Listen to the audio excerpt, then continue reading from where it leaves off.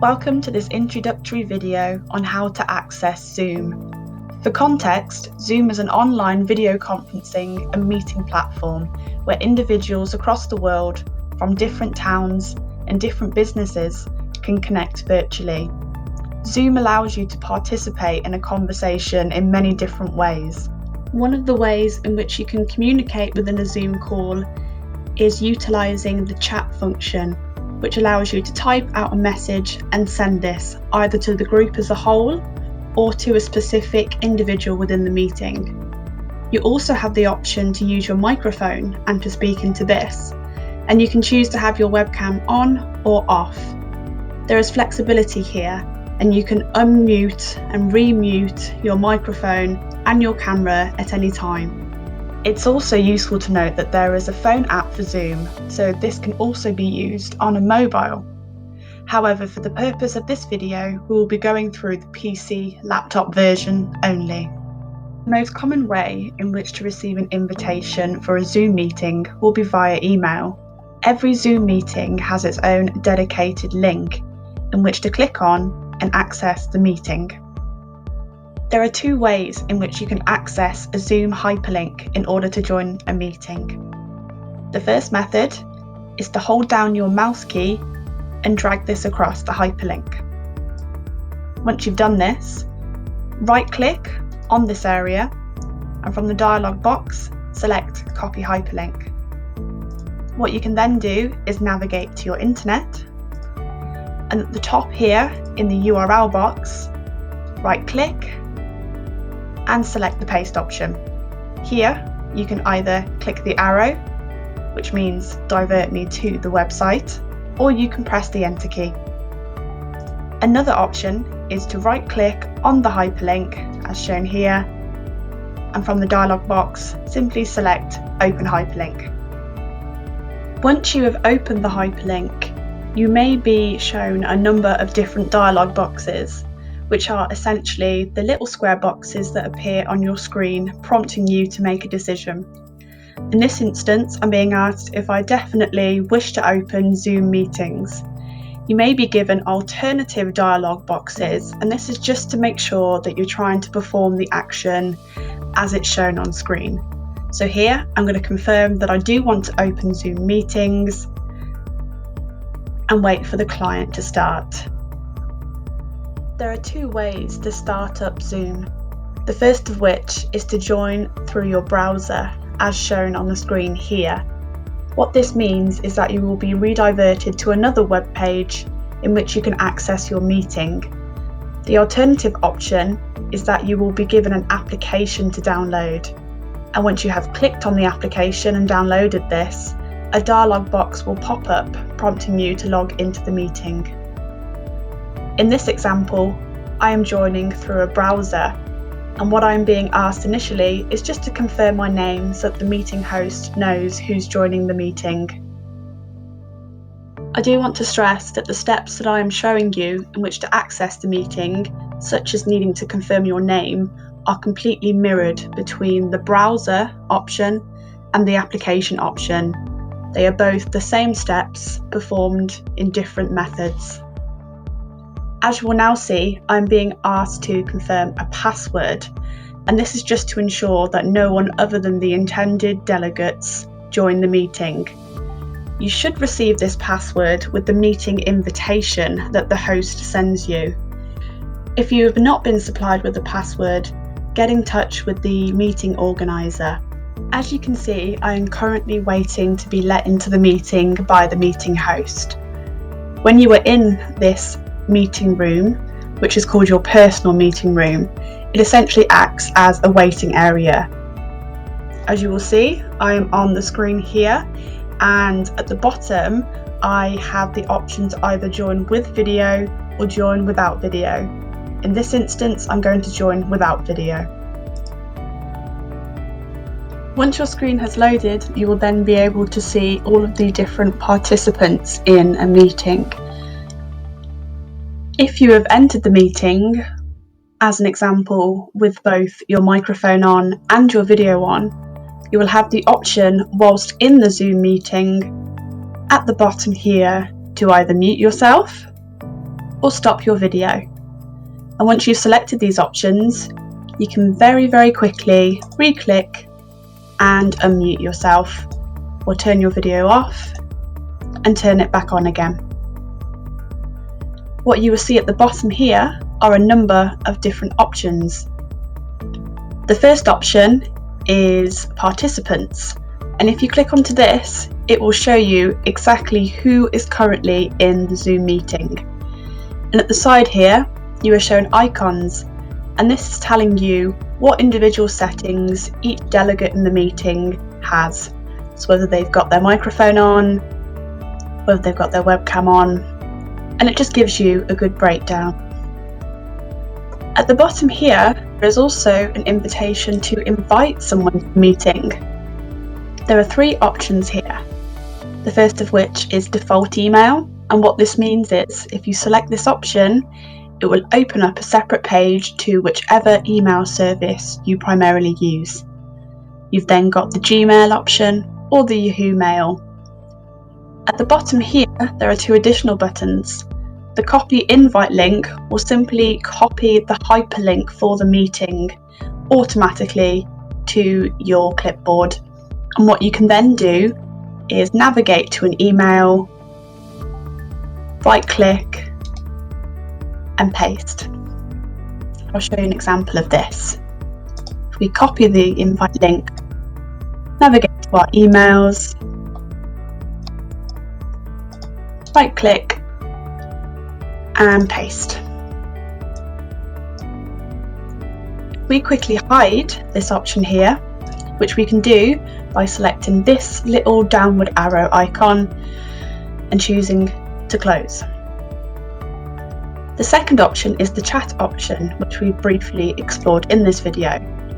If you select this option, you are able to contribute to the group chat, and this is especially useful if you don't wish to be on microphone or webcam but still want to contribute.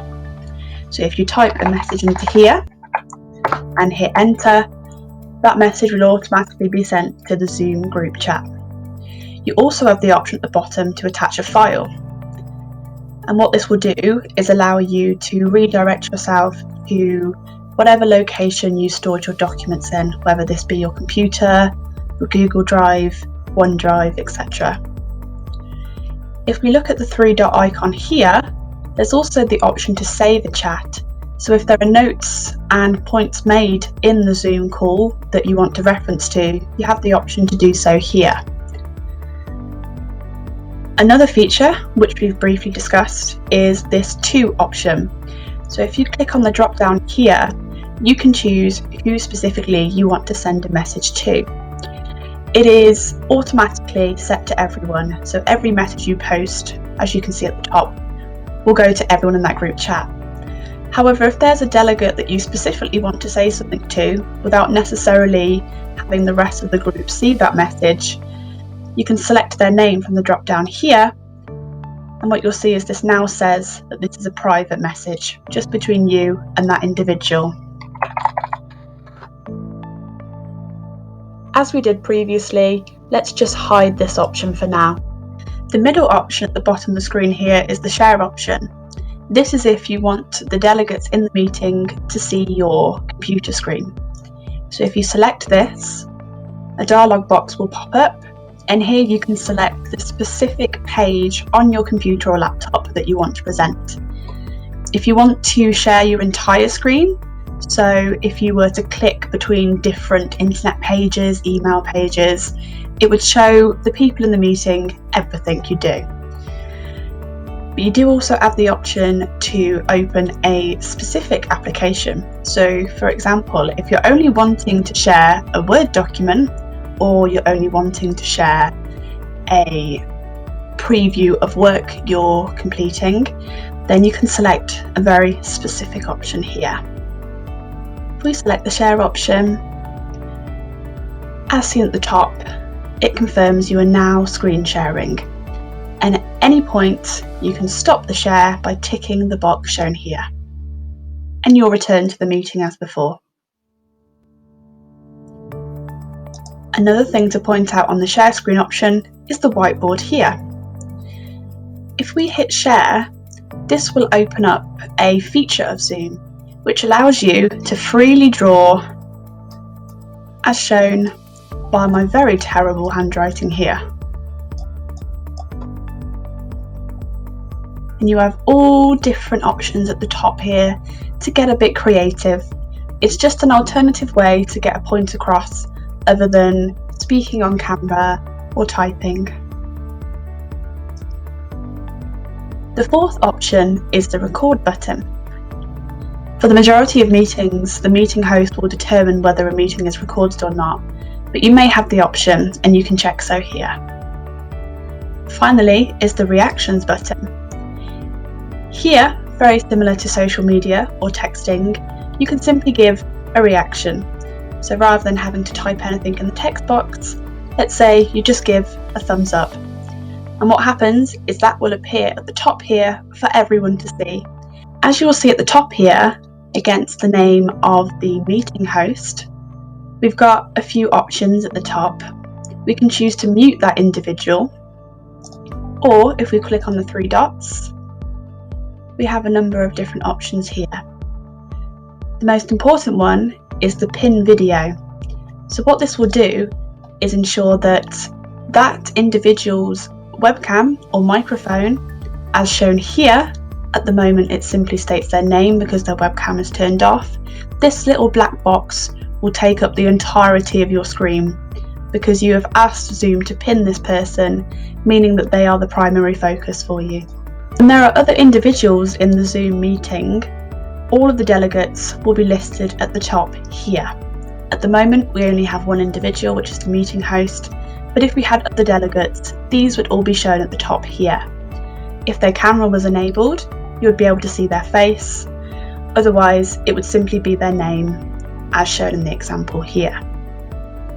Again, with all the individual delegates, you can choose to mute them if you wish to, or you can choose to pin them.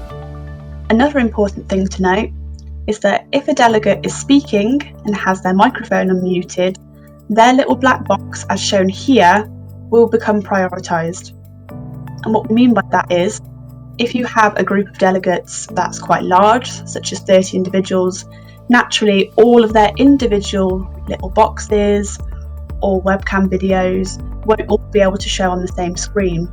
And what Zoom does is enables individuals to pop up as a priority when they are speaking. So each time someone speaks, you are able to see either their name or their webcam at the top here. However, there is the option when there are multiple delegates to scroll across the screen, and what you will have at the side is a little arrow option, and that just means you can scroll through and view different people.